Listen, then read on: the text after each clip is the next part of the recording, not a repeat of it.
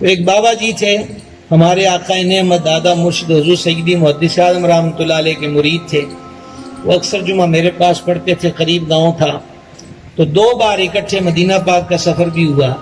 تو وہ مجھے مدینہ شریف میں بتا رہے تھے کہ جب حضور سیدی محدث اعظم رحمۃ اللہ علیہ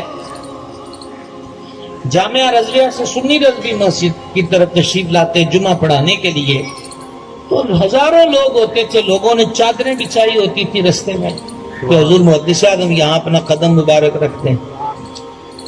تو ہمارے حضرت صاحب کو بھی ہم نے دیکھا تو پھر وہ بتاتے تھے کہ حضور محدث اعظم بھی ایسا کرتے تھے کہ رومال سر پہ سفید اوڑھا جاتا تھا اور اس کا بھی کافی حصہ نیچے ہوتا تھا ایسے.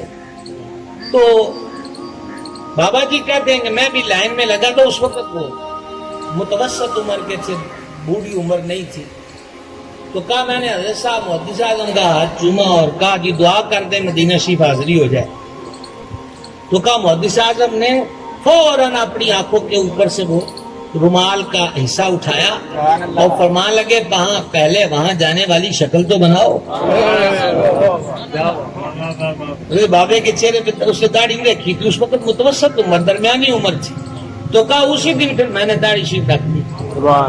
انہوں نے کہا گھبراوی نہ دل وہاں حضور آئیں گے. انہوں نے کہا حضور تو آئیں گے پر بخان والا منہ بھی تو بڑھائی گئے مالکوں نے منہ کی بخانا جاگ رہے ہو کمالی والا.